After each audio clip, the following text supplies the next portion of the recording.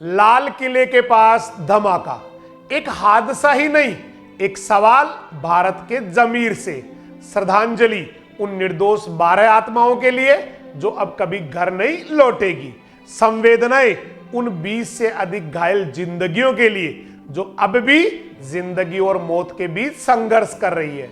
और सम्मान उन सभी के लिए जो इस भयावह आग में भी दूसरों को बचाने दौड़े।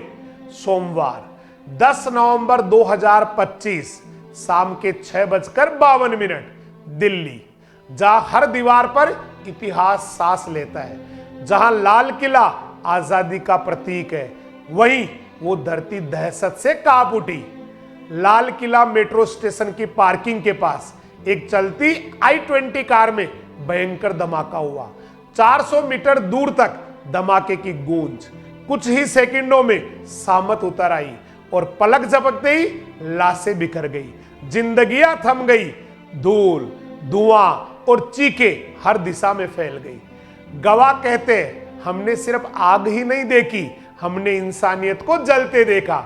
अब विज्ञान की भाषा में समझिए, ब्लास्ट सिर्फ एक आवाज ही नहीं होता है, यह एक शॉक वेव है जो हवाई नहीं जिंदगियां उड़ा देती है।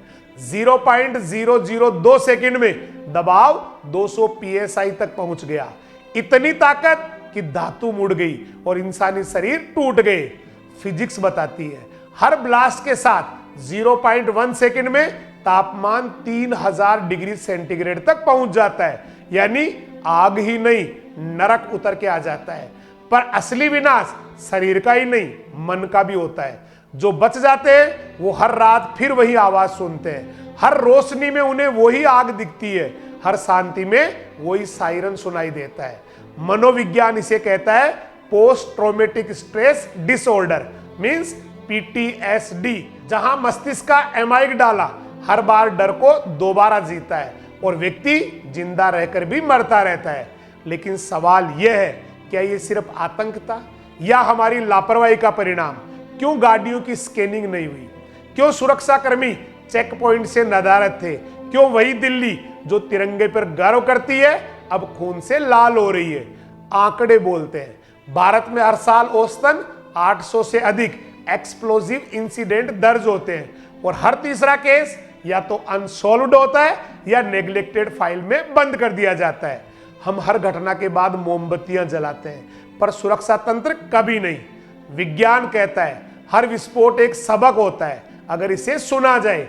ब्लास्ट के बाद हवा में नाइट्रिक ऑक्साइड, कार्बन मोनोऑक्साइड और लेड फैलते हैं। ये सिर्फ घाव ही नहीं देते, ये आने वाली पीढ़ियों का DNA तक बदल देते हैं। यानी एक धमाका सिर्फ एक जगह नहीं मारता, वो भविष्य को भी घायल कर देता है। पर सबसे बड़ी चोट समाज की आत्मा को लगती है।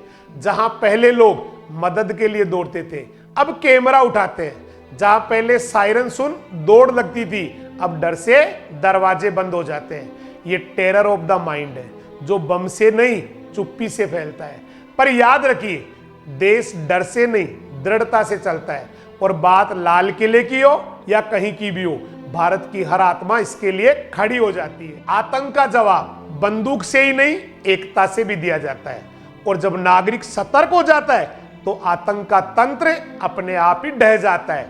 साइकोलॉजी कहती है जब लोग डर में साथ आते हैं तो ऑक्सीटोसिन नामक हार्मोन होप सर्किट को सक्रिय करता है, यानी एक व्यक्ति की करुणा दूसरे की हिम्मत बन जाती है।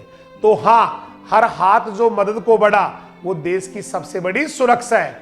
आज ये खबर सिर्फ दिल्ली की नहीं, भारत के हर दिल की है। हर शहर, हर व्यक्ति को ये याद रखना होगा, सुरक्षा सिर्फ व्यवस्था ही नहीं संवेदना भी है।